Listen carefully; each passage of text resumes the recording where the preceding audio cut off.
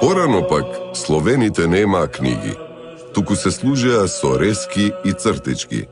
Чита и гата исто како и многубожците. А кога се покрстија, беа принудени словенските зборови да ги пишуваат со римски и грчки букви, без некое особено правило. Но како може да се пишува со грчки букви? Во градот Солун имаше еден маж од благороден род и богат по име Лав, кој што заземаше чин на друнгари подстратег. Тој беше правоверен и праведен, исполнувајќи ги во потполност сите Божји заповеди, како некогаш Јов. Живејќи со својата жена, изродија 7 деца. Седмото, најмалото дете, беше Константин Филозоф, наш учител и наставник.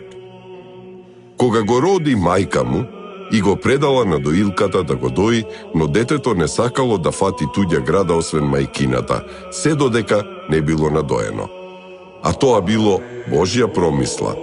Детето изгледано со чисто мајкино млеко да биде добар никулец од добар корен.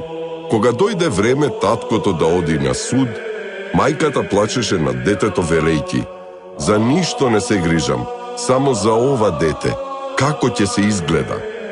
А тој и рече: "Верувај ми, жено, се надевам на Бога, дека тој ќе му испрати татко и таков воспитувач што ги поучува сите христијани." Словенските првоучители потекнуваат од градот Солун, кој што бил најзначаен град во географска Македонија, но всушност бил втор по големина град во Византиската империја. За нив е познато дека живееле во динамичниот 9 век, нивниот татко се викал Лав и бил висок византиски чиновник, а мајка им се викала Марија. Во врска со нивните порани години и детство немаме многу податоци. Тоа посебно се однесува за постариот брат Методи, за кого ниту ја знаеме годината на неговото раѓање. Свети Методи бил постар од браќата. Во младоста се истакнал како византиски архонт, управител на Словенско кнежевство, веројатно во областа Стримон. За разлика од него, за брат му Константин, чие монашко име било Кирил, познато е дека бил роден во 827 година. Од рани години биле забележани неговите надпросечни интелектуални способности и затоа му било овозможено врвно образование од тоа време. По завршување на основното образование во својот роден град, на 14 годишна возраст Константин бил испратен да го продолжи образованието во византиската престолнина Цариград. Од каде се тие? Од Македонија. Тоа е нашата придобивка. Тоа е нашата благодарност кон Свети Кирил и Свети Методи, затоа што тие се што направиле најмногу за својот род и за својата татковина. Особено треба, мислам, кога се зборува за нив двајцата, да се препрочитаат нивните житија и да се види големината и мудроста на Свети Кирил и Методий. Особено на Свети Кирил, затоа што тој се нарекува и философ. Неговата философија е небесна философија, треба да знаеме. Посебно внимание заслужува неговата дефиниција за философијата. Што е философија? Философијата е наука за божите и човечките нешта, работи. И тоа како човек може да се доближи до Бога, патот до Бога, и како човек може да го стекне и да се здобие со образот и подобието на својот Создател, на Бога. Тука е во самата дефиниција на философијата, Свети Кирил дава животната програма на секој човек, особено на секој христијанин. Константин Филозоф, Свети Кирил бил професор на големата цариградска школа, на Магнаурската школа. И во тоа време царицата одбрала токму нему да му го повери својот син на учење. И тоа е голема привилегија. Свети Кирил бил учителот на царскиот син. А црквата пак освен тоа што го ценела и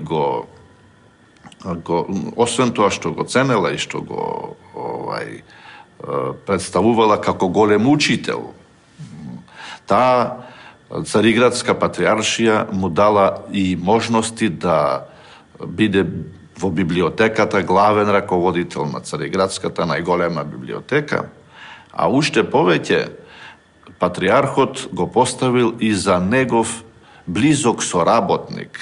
Се вели дека бил тој уста и рака на патриархот. Таа дејност се именува како хартофилакс на патриархот во Цариград.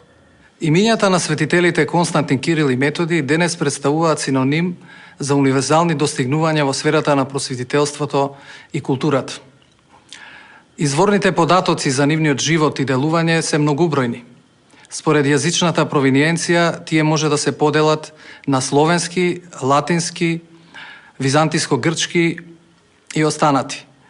Во сферата на словенските извори, најголемо значење имаат нивните пространи житија, кои се исто така наречени панонски легенди.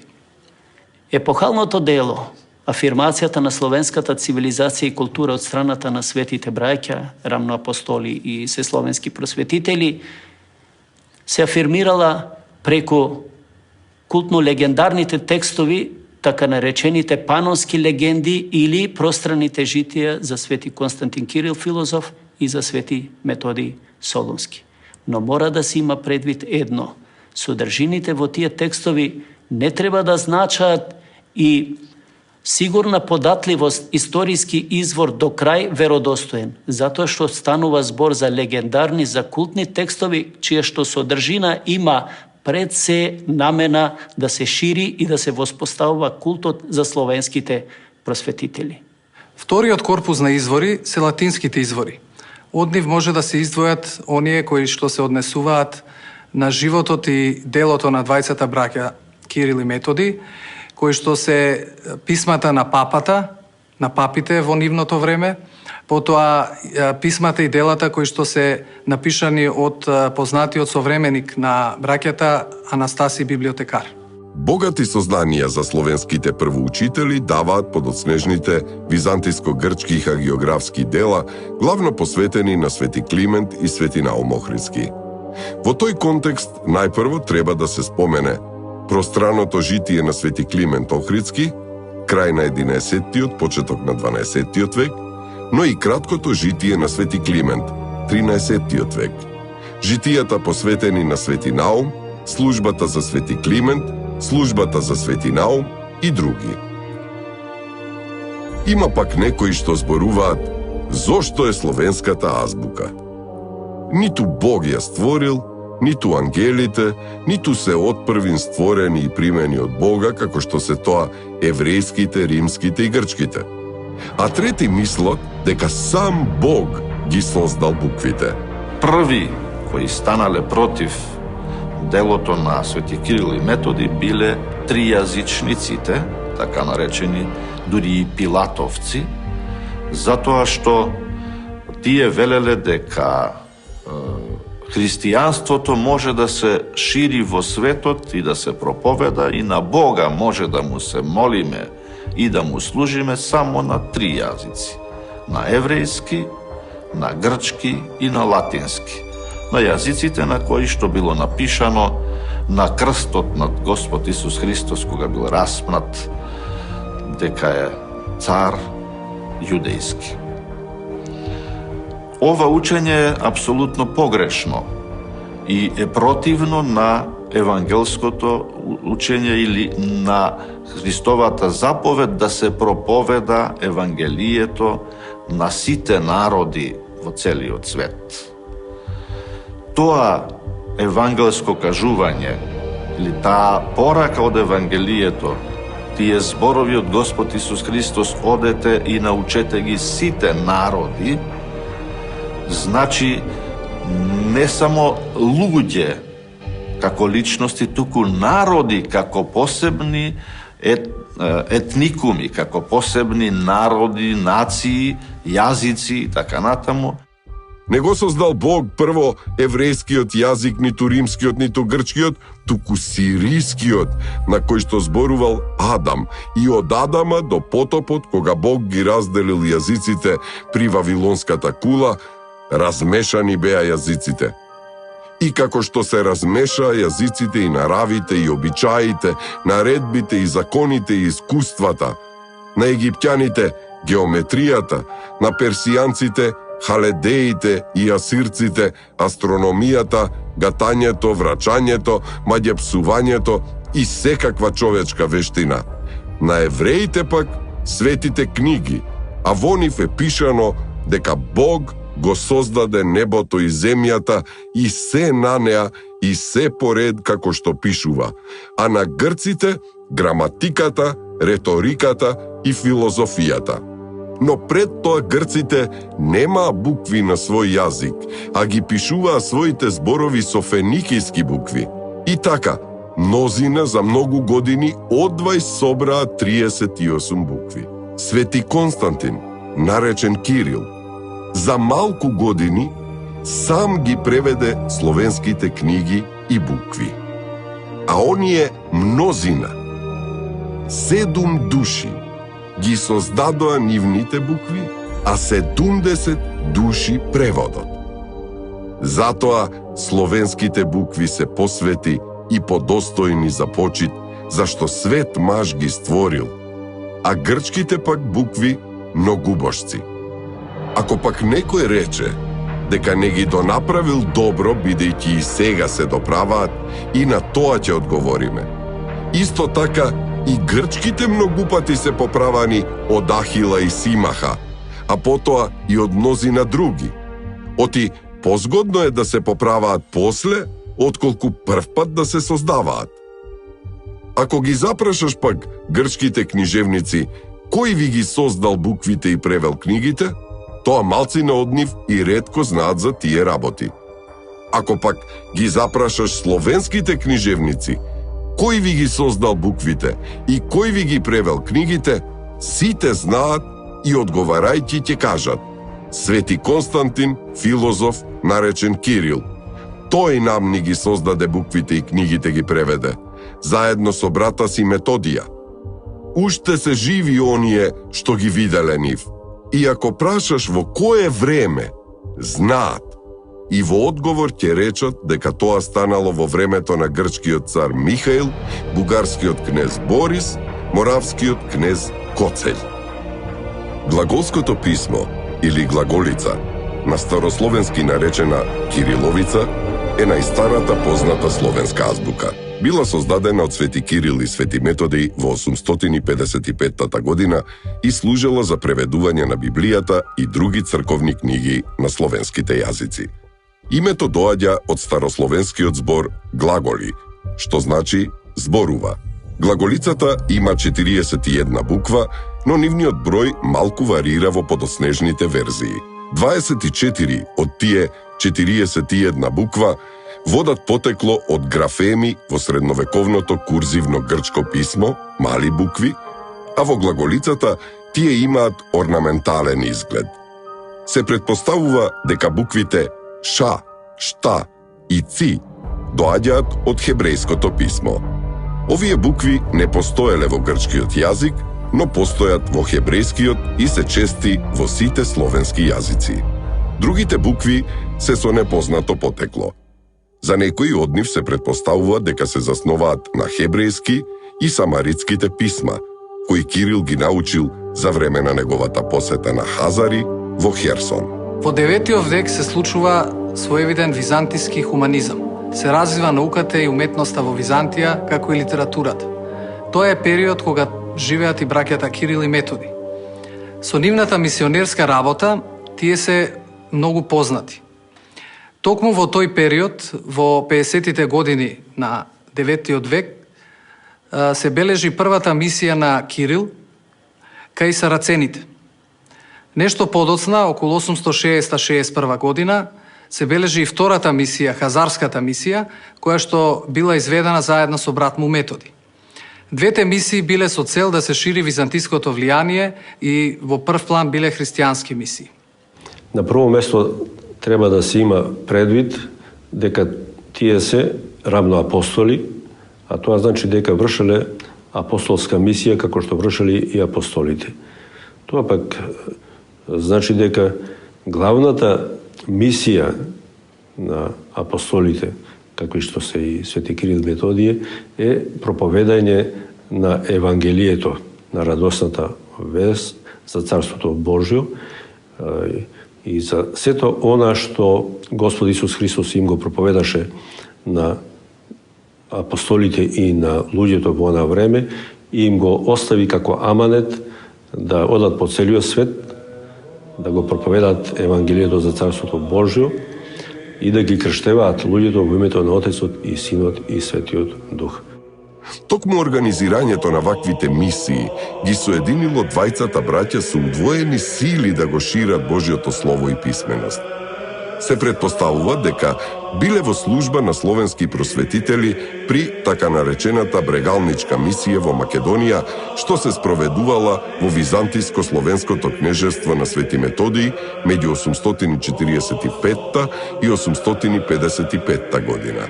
Словенското кнежевство и самата мисија биле иницирани од страна на високите политички и духовни авторитети на Византија за да се придобијат македонските словени во борбата против бугарските аспирации за воено навлегување во граничните простори.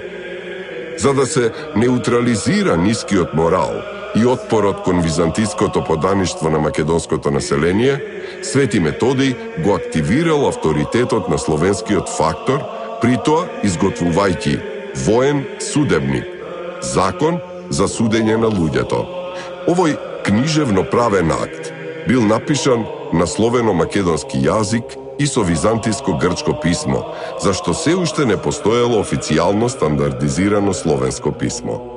Кај некои од истражувачите се претпоставува дека веројатно во 855 година во рамките на брегалничката мисија почнале првите обиди за примена на една неустроена словенска азбука врз основа на византиско-грчката. Ако словенската цивилизацијска свест проникнала на територијата на Македонија од нејзиниот извор, со подкрепа на византискиот политички, воен и црковен интерес, истиот процес доживеал афирмација во моравско-панонските кнежевства на Ростислав и на Коцеј, преку дипломатската формација на моравската мисија меѓу 863 и 885 година. Клучниот процес за афирмацијата на словенската писменост, на словенската цивилизација и зошто не и на словенската богослужба е моравската мисија. Иако во почетокот таа има политички, воен, стратешки конструкт на некој начин, меѓутоа оваа секундарна дејност преку која што како форма или како инструмент ја користаат светите браќа да ги постигнат поставените цели што им ги дава Византија, останале низ епохата трајната вредност на општите цивилизацијски достигнувања. Моравската мисија е иницирана од самиот врв на Византија, од императорот Михаил III, од кесарот Варда, тој е воениот стратег, како и од Константинополскиот патриарх Фотий. Тие можеле успешно да ја спроведат афирмацијата на словенската цивилизација и култура во Моравија, зашто веќе имале богато мисионерско искуство, но се имал предвид и фактот дека, како што е запишано и во нивните житија, сите солуњани чисто словенски зборуваат. Со политиката на толерантност кон словенските народи требало да се придобие нивната лојалност, а со поттикнувањето самостојност на словенската богослужба и на словенската писменост требало да се наметне нивната верба во закрилата на Источната црква. Уште на самиот почеток од наложбите да ја прифати со брата си одговорната и тешка мисионерска обврска, Свети Константин Кирил ја условил својата согласност дека ќе оди таму ако имаат букви за својот јазик, зашто, како што истакнува во неговото житие, кој може на вода да го напише својот говор и да се испечали име еретик. Така, при подготовките за мисијата во 862-863 година, светите браќа и нивните соработници го устроиле првиот и оригинален официјален словенски азбучен систем, глаголицата. Вршат и кодификација, тоест стандардизирање на општо словенскиот книжевен јазик. Во основата на овој јазик влегле македонските словенски говори од околината на Солун. Тоа значи дека и првите книги, кои што светите браќа ги превеле и ги запишале, се напишале на словено-македонски јазик од периодот на 9 век од околината на Солун. За жал, протографите или оригиналните текстови од раката на сесловенските просветители не се сочувани, но нивните дела се сочувани преко преписи во подоснежните векови од средновековните книжевни процеси. Со тоа се создале услови да се почне и со преведување на нужните црковни богослужбени книги. Токму подготовките за Моравската мисија во Македонија го активирале процесот на словенска преводна и творечка акција. Новонастанатите политички и црковни состојби во Византија во 867 година ја определиле идната историска судбина на Моравската мисија и на воспоставената Кирило-методиевска традиција. Имено по смртта на императорот Михаил III и на кесарот Варда, а и со смената на патриархот Фоти, од византиската јавна сцена исчезнале клучните иницијатори на мисијата. Новооснованата Василиева македонска династија на престолот на Византија и повторното враќање на патриархот Игнати активирале поблизок политички и црковен однос кон папата во Рим, при што се создал сериозен политички и црковен услов светите браќа да се вратат во Византија на некакви консултации. Назад враќајќи се во Венеција, има една интересна расправа што ја прави Константин Кирил филозоф со така наречените тријазичници кои што го оспоруваат правото да се богослужбува и да се пишуваат црковно-богослужбени или библиски книги на словенски јазик. Победата во таа расправа на свети Константин Кирил филозоф фактички ја материализира идејата за еднаквоста на јазиците, што и денеска е главното проседе во глобалниот свет на Европа. За да се одбрани од нападот на тријазичниците, свети Кирил најдобро се послужил со зборовите од Светото Евангелие, каде што се вели дека Господ Бог го дава сонцето да ги грее сите луѓе подеднакво и дожд врне за сите подеднакво. Зар може истиот тој Бог на едни да им дава можност да му се молат на својот јазик, а на други не? И филозофот прашува, зар мислите дека Бог е немоќен толку за да може и на другите да им даде нов јазик, ново писмо, нивни јазик и нивно писмо, па и тие да говорат на својот јазик со Бога преку молитвите, или па мислите дека е толку злобен и без љубов за да не ги сака сите подеднакво? Веројатно, повратниот пат го избрале преку Венеција, па минувајќи преку Панонското словенско кнежество на Коцењ и таму го посеале словенското просветителство. Во тие историски рамки, некои истражувачи сметаат дека настанале и првите контакти на ученици по род хрвати и словенци со словенската писменост и со глаголицата. Во мисијата пак на светите браќа ќе им било многу полесно доколку имале со нив и епископ. Тогаш ќе можеле да ракополагаат тамошни ученици за свештеници и на тој начин ќе ги поставеле основите на словенската црква, а потоа, заедно со тамошното свештенство, полесно ќе се бореле со непријателите. Но епископ немале, туку само свештеномонаси. Сваќајќи ја тешкотијата во која се наоѓале, свети Кирил и Методи отишле во Рим, а таму биле свечено пречекани од новиот папа Адриан II и од римските граѓани, затоа што ги носеле со себе и моштите на Свети Климент Римски. Веќе од 867-та се до смртта на Свети Константин Кирил Филозоф 869 година, тие веќе работаат за интересите на папата во Рим.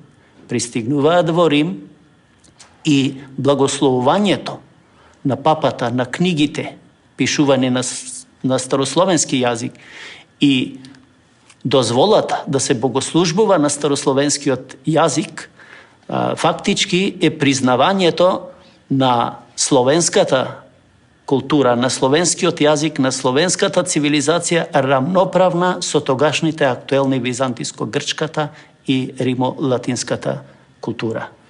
Евангелието, кое било напишано на новото словенско старомакедонско писмо, го поставиле во престолот, односно на престолот на божествената литургија во Рим, заедно со папата, и тој тоа го допуштил и го благословил. Нивната мисија исто така била допуштена и благословена да ја извршуваат во Моравија.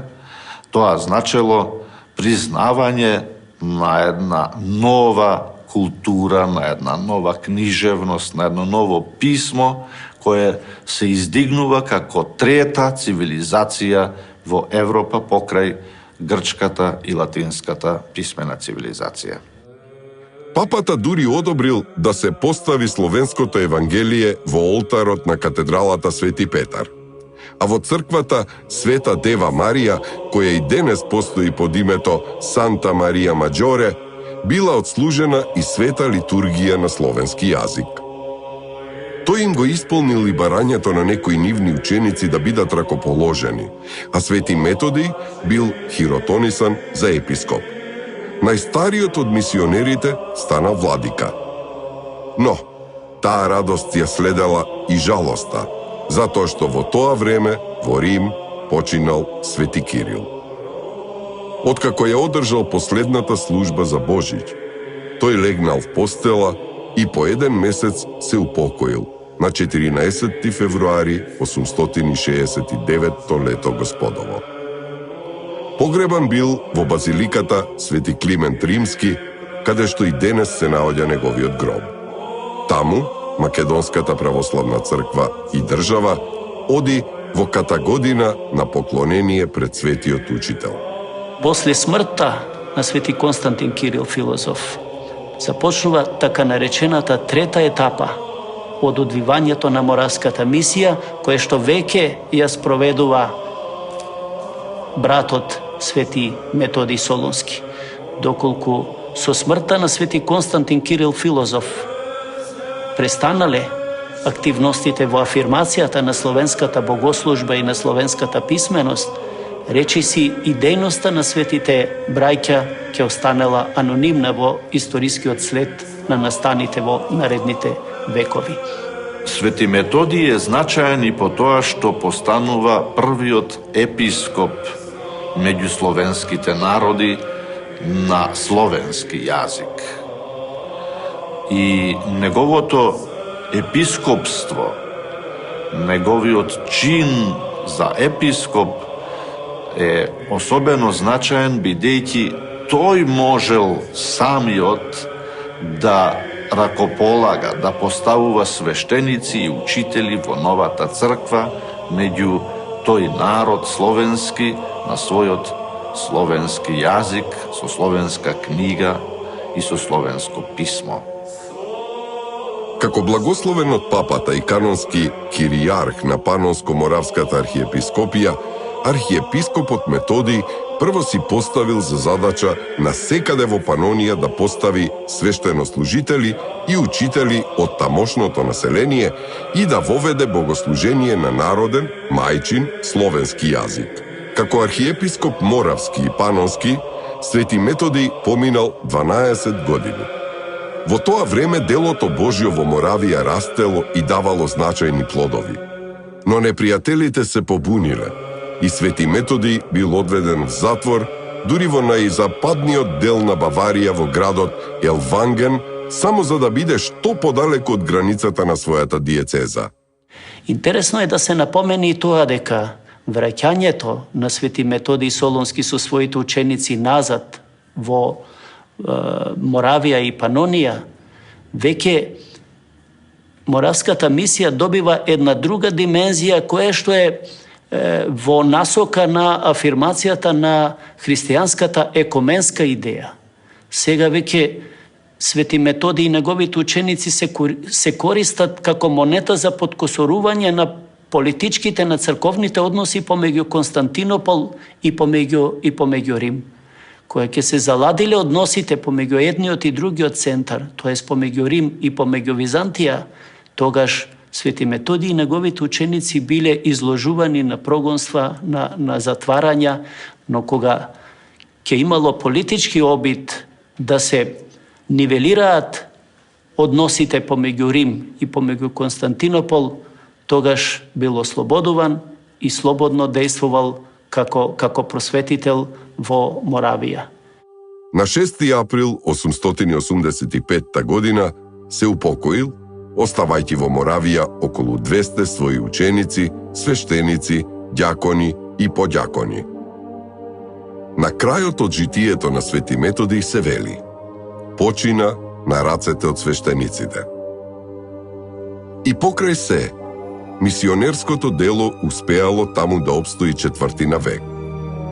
Првобитните книжевни творби на Свети Константин Кирил биле пишувани на византиско-грчки јазик, а по устројството на глаголицата и по стандардизацијата на општословенскиот јазик, своите дела тој ги пишувал и на црковно-словенски јазик. Може да се предпостави дека станувало збор за негови оригинални творби од догматски, филозофски, проповедно-поучни, пофални, полемички или химнографски и декламаторски поетски жарови. Со најраното книжевно творештво на Свети Кирил се поврзуваат неколкуте молитви што му се припишуваат како оригинални состави поместени во содржината на неговото опширно житие. Станува збор за молитвата кон Григорий Богослов од 330 година до 390 година, кој што го сметал за свој учител и просветител. За молитвата кон Бога пред заминувањето во Цариград, како и за личната предсмртна молитва, повторно упатена кон Бога. Овие молитвословија представуваат декламаторски вид на средновековни поетски состави со самостојна структура. Исто така, првите засведочени творби на Свети Константин Кирил треба да се поврзат и со неговата полемичка еродиција, што ја истакнал како млад филозоф и теолог. За неговото авторство се смета и поетската творба Проглас кон Светото Евангелие, напишано по повод словенскиот превод на Евангелието. Со неговото творештво се поврзува и словото за преводот, со теоретски погледи за чинот на преведувањето, сочувано во познатото македонско кирилско ливче, датирано од 10-11 век. При крајот на својот живот, Свети Кирил напишал уште една компилативно преводна творба со догматска содржина – Слово за вистинската вера. Сосема се оправдани констатациите дека без книжевното дело на Свети Методий, развојот на словенските книжевности ќе згаснел уште со прераната смрт на Свети Кирил во 869 година. Треба да се истакне фактот дека до крајот на својот живот Свети Методий ги превел на црковнословенски јазик сите 60 библиски книги со исклучок на макавејските книги кои се сметале за неканонски. Тој го превел и текстот за номоканонот, тоест правилата за законот, што представувал самостоен редактиран труд прилагоден на тогашните реални состојби во Моравија. Од неговата книжевна активност произлегол и словенскиот превод на Патерикот. Покрај веќе споменатиот правно-книжевен состав Закон за судење на луѓето, досега се идентификувани уште анонимната хомилија, која е сочувана во нецелосен препис во содржината на Клоцовиот зборник, глаголски ракопис од периодот на 10 до 12 век, канонот за светиот великомаченик Димитрий Солунски од 306 година, кој што се почитува и како светител патрон на градот Солун, а постои веројатност дека тој е автор и на целата служба за светиот великомаченик Димитрий Солунски. Словенскиот првоучител Свети Методий напишал уште ред други оригинални творби и превел повеќе книги од канонскиот книжевен корпус, кои до денес за науката остануваат анонимни и нерасветлени. И затоа мислам терминот култ кон овие светители, терминот култ не е баш најподобен.